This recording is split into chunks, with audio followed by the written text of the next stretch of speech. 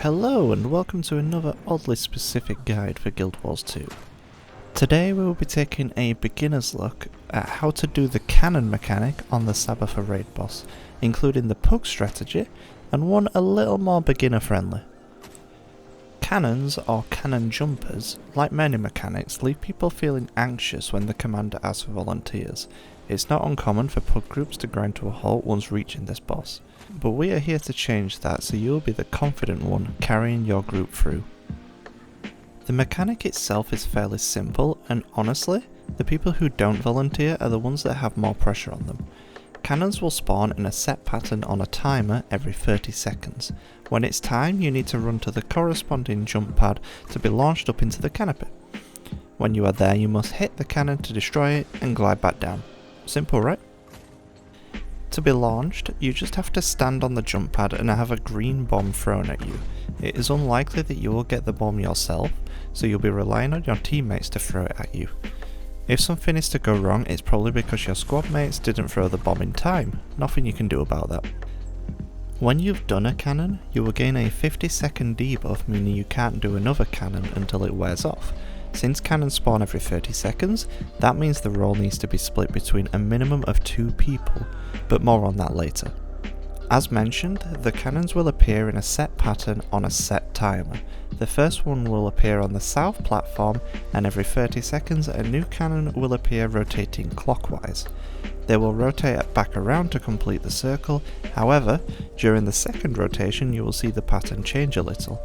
It will start at the south platform again, jump across to the north, then to west, then to east.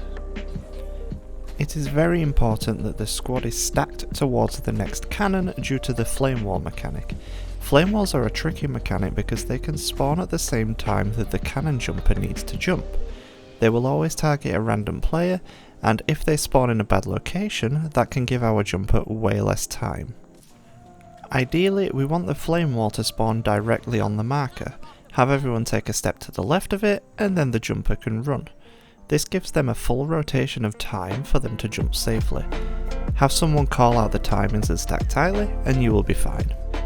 If you are caught in a bad situation, worst case you can bring a teleport ability such as blink or shift signet to teleport to the other side of the wall. It's better to miss a cannon than be defeated. As for when you should run to the cannon, you mustn't go too early. Other bandits appear on the platform and they are here to cause mischief by knocking you back. If you are standing on the jump pad, well, you may just get kicked off the platform. Run right at the last moment to minimise the chance of this happening. Before gliding back from the canopy, double check there isn't a flame wall up first. If there is, wait a few seconds for it to pass and then glide back. The wall can't be glided over and you can't dodge or invul it either.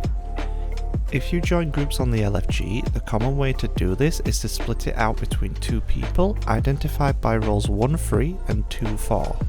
This means the first person will do the first and third cannons, and the second person will do the second and fourth cannons on each rotation. This may seem complicated since the second rotation has a different pattern. So as an example, 1-3 will be responsible for arrow, heart, arrow, circle. 2-4 will be responsible for circle, square, heart, square. If a jump is missed, you cannot go late because your debuff won't be gone for your next jump. So because of this, LFG groups will assign a backup jumper just in case a bomb is missed. During the fight, you will have twice the amount of green bombs appear than what you need to launch people, so the second bomb will be used for the backup. If a backup isn't needed, you can just throw it in the boss's face. The beginner friendly strat involves 4 people doing the mechanics. Each person gets assigned their own specific marker, and you can even put that marker on their head as a reminder. Arrow will always go to arrow, circle will always go to circle, and so on. The beauty of this strategy is those people can also be their own backups. Since there will be plenty of time before their next turn, the debuff will be long gone. We have run this strategy for some time within lore, and it's a great way to get more people involved with the mechanics, and is a lot less stressful because there is way less to memorise. If your guild is getting into raiding for the first time, I highly advise trying this method, at least for your first few runs. It's the perfect way to introduce the mechanic to everyone. I recommended BlishHUD's timers module in my how to do greens on Doom video, and I also recommend them for this boss too. Having a 30-second countdown for which platform is next removes a lot of the stress of wondering if you missed your cannon. Wait for it to count to 0 and then run to the platform. The green bomb will appear shortly after. If you are doing the Pug 1-3-2-4 strategy, it even has specific timers for those cannons and will draw arrows on the ground for when you are supposed to run. You see those arrows appear, it's time to go. And there we have it. With a little practice you will master how to do cannons on Sabetha. I hope this guide was helpful, and I hope to see you in game.